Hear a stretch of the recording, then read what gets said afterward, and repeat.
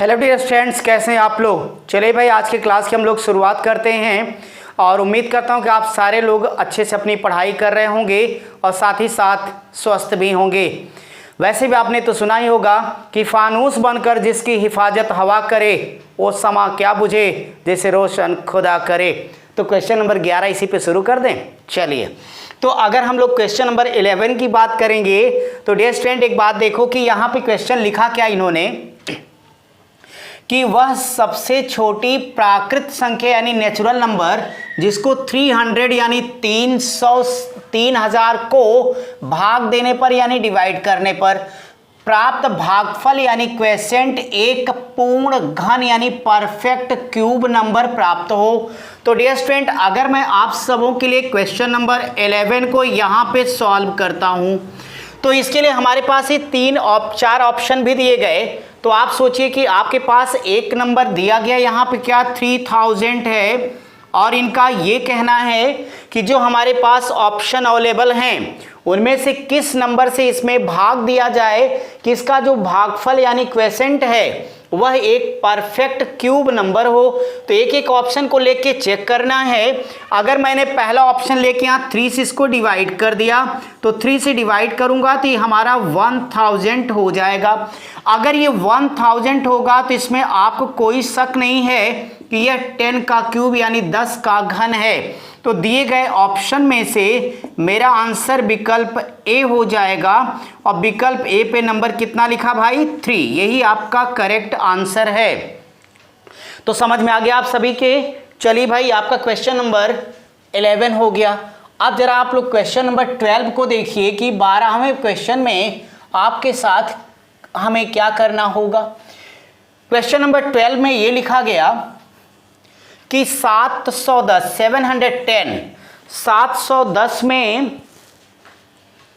सबसे छोटी कौन सी संख्या क्या करना है मेरे भाई, जोड़ना है, जोड़ा जाए ताकि योगफल एक पूर्ण घन यानी परफेक्ट क्यूब नंबर प्राप्त हो। तो डियर स्टूडेंट, जब इस तरीके का कोई क्वेश्चन आपको प्राप्त होगा तो ऐसे क्वेश्चन को सॉल्व करने के लिए आपका प्यारा सा कॉन्सेप्ट है 710 आ गया।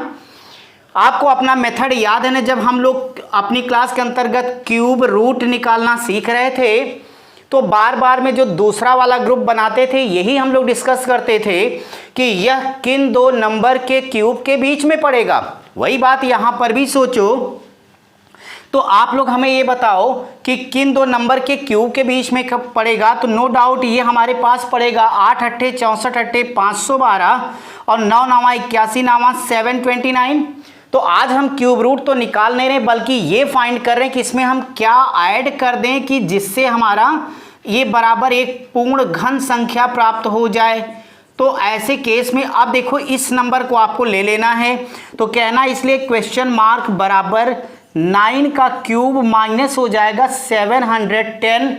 भाई एक बात बताओ कि 9 का क्यूब कितना होगा 729 माइनस 710 इज इक्वल टू 19। यही आपका आंसर है।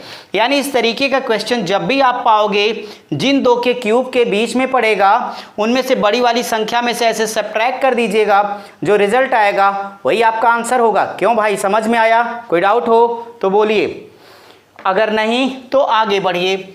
अब अगर हम लोग क्वेश्चन नंबर 13 को देखें कि वास्तव में 13 नंबर के क्वेश्चन में क्या कहा गया। फिलहाल 13 को आप पहले तो इंपॉर्टेंट कर दीजिए कि इस तरीके के क्वेश्चन आपके एग्जाम में पूछे गए। अब अगर मैं इस 13 नंबर क्वेश्चन के बारे में बात करता हूं तो देखूं क्या लिखता है आपका सवाल वाला। कहता है उस संख्या को चुनिए जिसका वर्ग तथा वर्गमूल यानी student square and square root दोनों कैसा होना चाहिए, सम संख्याएं यानी इवन नंबर। और अच्छी बात क्या है, उसका वर्ग 3 अंकों से अधिक नहीं होना चाहिए। यहाँ आपके पास ऑप्शन लिखे गए 4, तो उन चारों ऑप्शन से ही हमें अपने आंसर को चुनना होगा। फर्स्ट ऑप्शन में 8 है, सेकंड हमारा 16 लिखा गया, थर्ड में 36 है और 4 में 64 है।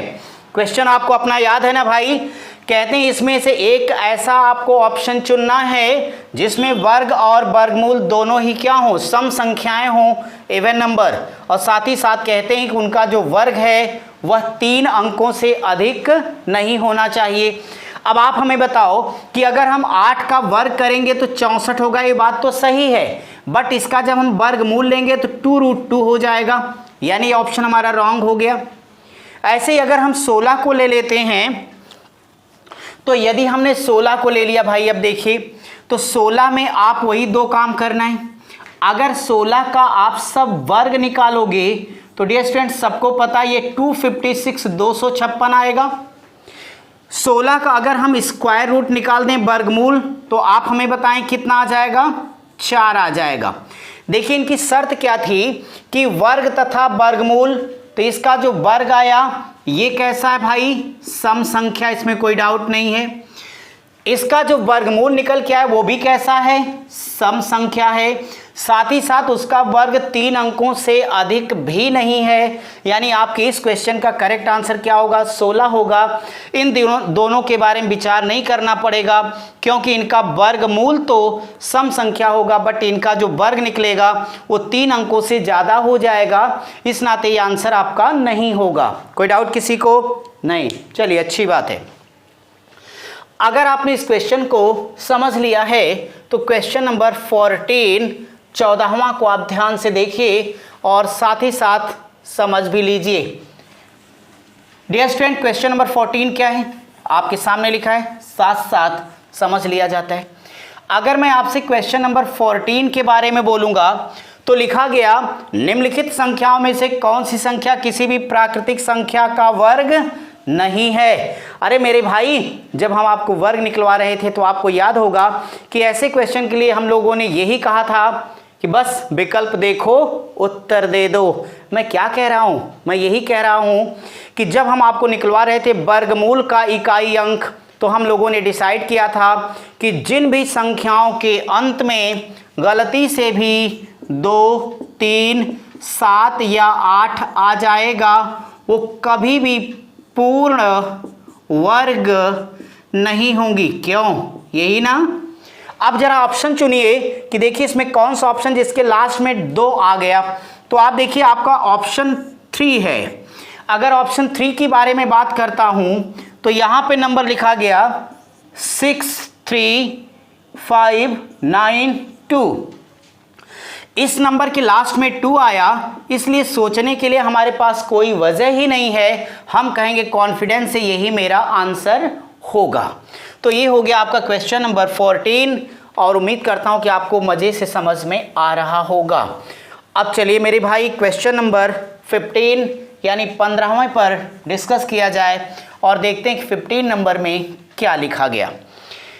15 में तो बड़ी अच्छी बात है, कहते हैं निम्नलिखित में से कौन सी संख्या पूर्ण वर्ग भी है, यानी परफेक्ट स्क्वायर, और पूर्ण घन भी है। तो डियर स्टूडेंट इसमें से एक एक ऑप्शन को हमें चेक करना होगा। ऐसे क्वेश्चन में उसको पूर्ण वर्ग भी होना है, पूर्ण घन भी होना है। अब जरा देखो कि अगर 343 की बात करोगे तो आप सबों को पता है ये 7 का क्यूब तो है लेकिन किसी का स्क्वायर नहीं है, इसलिए ये आंसर नहीं होगा।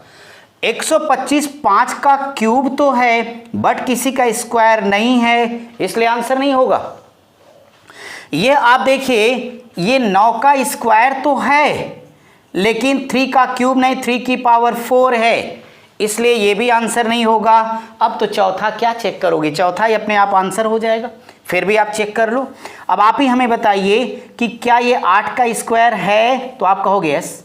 मैं पूछूंगा क्या ये 4 का क्यूब है, तो भी आपका आंसर हो जाएगा।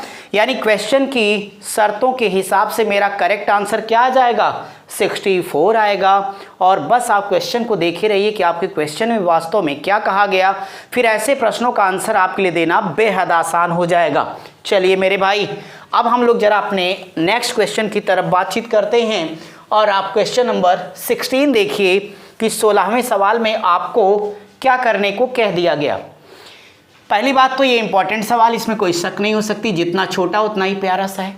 कहता है 0.4 बार का वर्गमूल क्या होगा।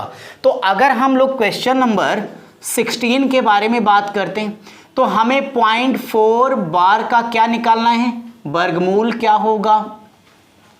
आपको याद होगा ना कि हम लोगों ने सिंप्लीफिकेशन पढ़ा है, तो जिन भी हमारे विद्यार्थियों ने नहीं पढ़ा वो जा करके चैनल पर सिंप्लीफिकेशन वाली वीडियो को देख लेंगे। उसमें पूरा का पूरा बार के चार और रूल हमने आपको समझाए हैं, डिटेल में समझाया है, उस पर एक एक क्वेश्चन भी कराया है।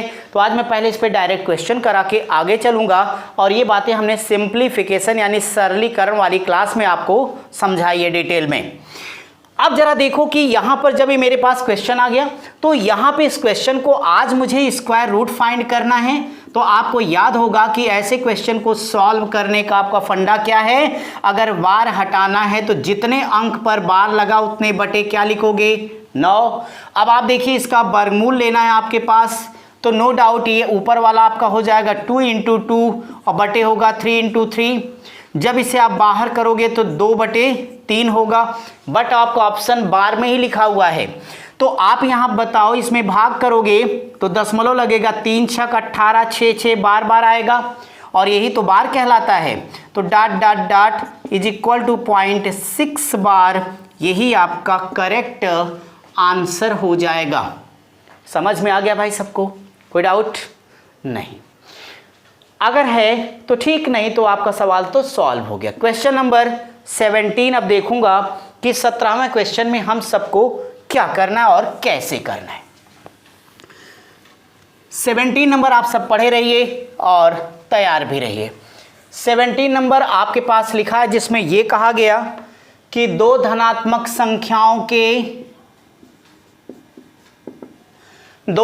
संख्याओं के वर्गों यानी स्क्वायर वर्गों का योग कितना मेरे भाई, 100। इनके वर्गों का अंतर 28 है। इन संख्याओं का योग क्या होगा।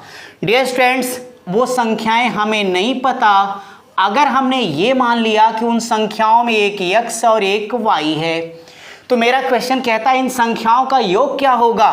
तो करें योग रहे निरोग, यानी x + y हमें फाइंड करना है।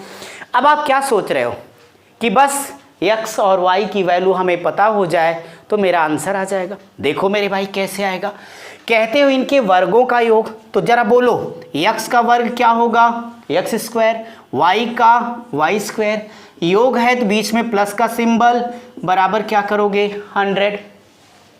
फिर x का x², y का y², डिफरेंस है तो साइन किसका होगा, माइनस का, और इज इक्वल टू कितना लिखा गया 28। डियर स्टूडेंट्स, ऐसे केस में इन दोनों को आपस में हमें ऐड कर देना चाहिए।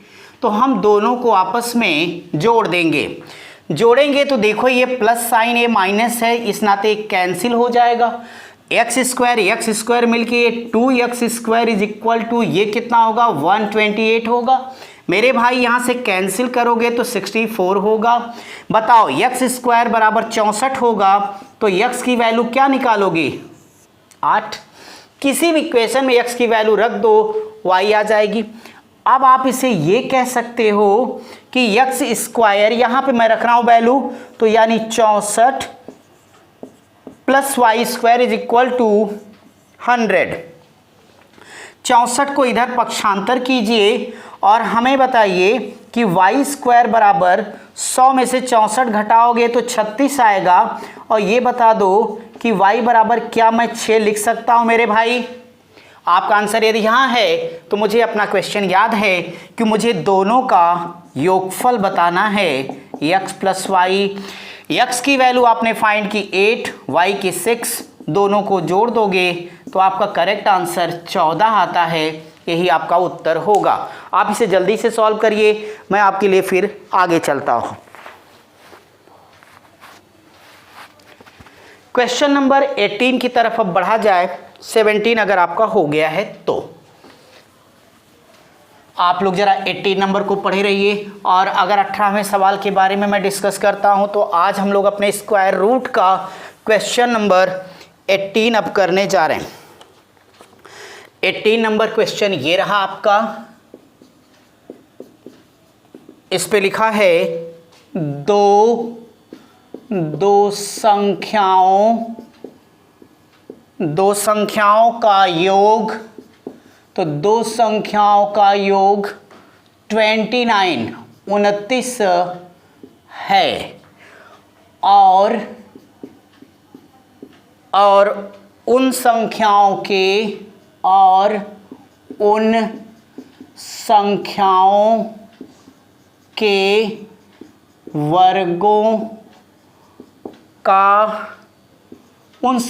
के वर्गों का अंतर 145 है, 145 है। उन संख्याओं, आगे क्वेश्चन है, उन संख्याओं का अंतर क्या है। तो क्वेश्चन तो आपने सुन भी लिया और लिख भी लिया। अब जरा देखिए कि अगर ये क्वेश्चन आपके पास है तो फिर इसे कैसे सॉल्व करेंगे। डियर स्टूडेंट, एक बात बता दो कि आपके पास फिर से कहते हैं दो संख्याओं का, तो यहां पे दो संख्याओं की बात आ गई है, तो एक संख्या x एक संख्या y होगा, उनका डिफरेंस है। क्वेश्चन मार्क यहां लगा के पहले से रिलैक्स हो जाओ कि हमें इन दोनों का डिफरेंस बताना है। अब क्या हुआ, बस x y दे दो, आंसर ले लो। तो अगर x y की बात आती है मेरे भाई, तो आप देखो दोनों का योगफल दिया है, तो dear students x plus y is equal to 29, ये गिवन यानी दिया गया। इनके वर्गों का अंतर यानी ये होगा x square minus Y square is equal to 145, ये हमें दिया गया। अब बताइए कि हम लोगों ने सिंप्लीफिकेशन में पढ़ा है सब, a प्लस बी का whole square, a minus B का whole square, a square minus B square, तो हम ये कहेंगे कि x square minus Y square is equal to, एक ब्रैकेट में x माइनस वाई और दूसरे में x प्लस वाई। क्यों मेरे भाई, होगा ना ये, ठीक है। तो यहां से आप इसके बदले में लिखोगे 145 is equal to x minus y की वैल्यू हमें फाइंड करनी है और x प्लस वाई 29 दिया गया है, और आराम से यहाँ इसे कैंसिल कर दोगे तो ये 5 बार चला जाएगा। अब टेंशन लेने की ज़रूरत नहीं है, x माइनस वाई बराबर कितना आ गया, 5 आ गया। यही आपका आंसर है। समझ में आ रहा है सबको मज़ा आ रहा है, कोई दिक्कत तो नहीं भाई, ठीक है। पढ़ते रहिए, आगे बढ़ते रहिए। क्वेश्चन नंबर 19वां हम लोग अपनी क्लास के अंदर करेंगे। अगर मैं यहाँ पे अब 19 देखता हूँ तो क्या होगा उसे समझिए। वैसे भी नो पेन नो गेन, आपको तो ये पता है कि बिना परेशानियों के कभी भी लाभ नहीं मिलता, तो परेशानियाँ तो झेलनी ही होती हैं और आप प्रैक्टिस करते रहो। यहाँ पे ज़रा देखो, मैं क्वेश्चन नंबर आप सबके लिए अब 19 लेता हूँ। 19वां सवाल अपनी क्लास का है, जिसमें ये लिखा गया कि 3 संख्याओं, सवाल सब लोग लेके बैठे हो कॉपी पेन ना, ठीक है। तो 3 संख्याओं का अनुपात यानी रेशियो 1:2:3 है, ठीक है। यदि इनके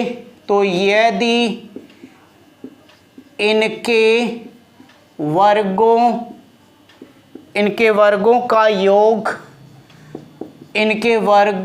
का योग 126 है, तो संख्याएं क्या हो जाएंगी, ये है क्वेश्चन आपका। अब जरा देखिए कि ऐसा क्वेश्चन आ गया तो हम क्या करेंगे, सॉल्व करेंगे। और क्या करेंगे, अगर हम इस क्वेश्चन को सॉल्व करने की बात सोचते हैं तो आपको यहाँ पे एक बात बता दूं मैं कि वही काम जितना रेशियो दिया गया। डियर स्टूडेंट्स, अगर नंबर के बारे में बात करोगे तो 3 दिए गए, 1 तो इसको x रख देना, 2 इसे 2x रखना, 3 को 3x। क्यों भाई, ये बात याद है ना सबको कि जितना दोगे अनुपात हम लगा देंगे उतने x।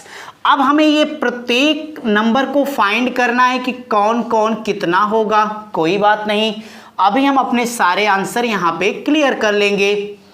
मुझे x दे दो, आंसर ले लो। तो ये क्या कहते हैं, इनके वर्गों का योग 126 है। लो, मेरा काम हो गया। अब अगर मैं आप सबसे एक बात पूछता हूं कि x का वर्ग क्या होगा, बोलो x स्क्वायर। 2x का वर्ग बता दो, 2 दूनी 4x स्क्वायर, 3 का क्या होगा, 3 त्रिके 9x स्क्वायर बराबर कितना आएगा, 126 होगा। सारा जोड़ो, 9 4 13 1 14, तो यहां से हमारे पास आएगा 14x स्क्वायर बराबर 126 के। अब बोलो 14 नामा 126। मुझे बताओ x स्क्वायर बराबर 9 है तो x बराबर कितना लिखोगे आप लोग, 3, और x है तो सब कुछ है, तो यहाँ x की जगह पे 3 रखोगे तो x की वैल्यू 3 आ गई। यहाँ पे अगर आप रखोगे 3 दूनी 6 हो जाएगा, यहाँ बोलो 3 त्रिके 9, और यही तो आपका आंसर होगा। कोई डाउट किसी को तो लगा लो मेरे भाई, और हम आपके लिए तब तक क्वेश्चन नंबर 20 देखेंगे कि 20वां सवाल आप लोग कैसे करोगे। लग तो गया होगा सबका, मैं मिटा देता हूं भाई। चलिए क्वेश्चन नंबर 20 अपनी क्लास का अब होगा। 20 नंबर के बारे में बात करता हूं तो यहां पर लिखा है 2 संख्याओं का, ठीक है, तो 2 संख्याओं का गुणनफल यानी मल्टीप्लिकेशन, तो 2 संख्याओं का गुणनफल 120 है तथा उनके वर्गों का योग, उनके वर्गों का योग 289 289 है दोनों संख्याओं का। तो यहां लिखा गया दोनों संख्याओं का योग क्या होगा। बस मेरे भाई, अब अगर इस क्वेश्चन के बारे में बात करते हो तो बहुत ही प्यारा सा प्रश्न आपके सामने, जरा देखिए ना इसे कैसे लगाएंगे। आपको पता है ना कि जब नंबर सिस्टम पढ़ाएंगे तो ऐसे तमाम सवालों की लाइन लगी होगी। ये तो बस यहाँ पे कुछ क्वेश्चन आ गए, उनको हम कर लेते हैं। अब आपको मैं एक बात बता दूं कि यहाँ कहते हो कि दोनों संख्याओं का योग क्या होगा। तो भाई अब पहले मुझे दोनों संख्याएं पता तो हो जाएं। अगर वो संख्याएं नहीं पता हैं तो एक x और एक y होगी। दोनों का सम हमें बताना है तो x प्लस वाई क्या होगा, ये मुझे फाइंड करना है। अब जरा देखो दोनों संख्याओं का क्या दिया गया, मल्टीप्लिकेशन या प्रोडक्ट। तो आप कह सकते हो कि X Y is equal to 120 दिया है, उनके वर्गों का योग so X square plus Y square is equal to 289, ये भी दिया गया। अगर ये दोनों चीजें हमें पता हैं तो बड़े ही आराम के साथ अब हम इसे सॉल्व कर सकते हैं। मेरे भाई हम लोगों ने एक बात पढ़ी है कि अगर मैं ऐसे किसी क्वेश्चन को सॉल्व करने के लिए x प्लस वाई का होल स्क्वायर कर दूं तो मेरे प्यारे बच्चों एक बात बता दो, आप लोग क्या बोलोगे, ये हो जाएगा एक्स स्क्वायर और plus Y square plus 2xy। क्यों सोचा ऐसा, क्योंकि मुझे x प्लस वाई चाहिए, मुझे एक्स वाई पता था, मुझे एक्स स्क्वायर वाई स्क्वायर पता था। तो हमने जो पढ़ा था वो हमें याद आ गया और हम उसी का अब लाभ उठाएंगे। तो देखो ना, ये आपको पहले से पता है, कितना यहाँ लिखोगे 289। मुझे बताओ एक्स वाई की वैल्यू ऑलरेडी कितना पता आपको 120 के, तो 120 दूना 240 आपके पास हो जाएगा। अगर मैं आप लोगों से कहूँ इसलिए x प्लस वाई बराबर तो अंडर रूट, इसको आप सब जोड़ोगे तो आपके पास ये 9 होगा, 8 4 12 और 2 2 4 और 3 कितने हो जाएंगे अपने पास, इसको जोड़ो भाई तो ये 0 प्लस 9 9 हो जाएगा, 8 4 12 12 के 2 हासिल 1 हो जाएगा आपके पास और 2 2 4 1 5 आ जाएगा। 529 का वर्गमूल आपके लिए 2 सेकेंड का काम है, कितना आएगा 23 आएगा और ये आपका आंसर हो जाएगा। तो क्वेश्चन नंबर 20 का यही आपका आंसर है। समझ में आ रहा है सबको, प्रोसेस सीख लीजिए फिर हम आगे बढ़ेंगे। आगे बढ़ना है तो जिंदगी का मकसद है, इसलिए क्वेश्चन नंबर 21 किया जाएगा अपनी क्लास का 21वां सवाल। अब देखो कि 21 नंबर को आप कैसे करोगे। अगर मैं आप सबके लिए 21 नंबर का क्वेश्चन देता हूं तो यहां मैंने आपके लिए 21 नंबर का सवाल लिखा।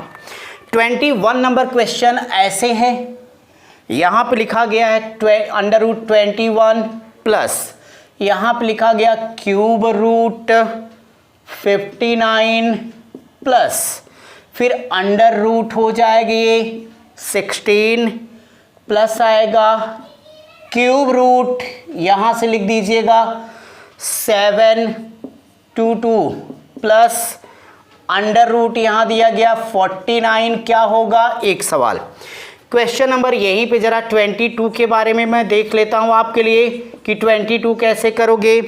तो क्वेश्चन नंबर 22 में हमारे पास लिखा गया कि under root 128 plus under root हो जाएगा 260 minus under root 16 is equal to what.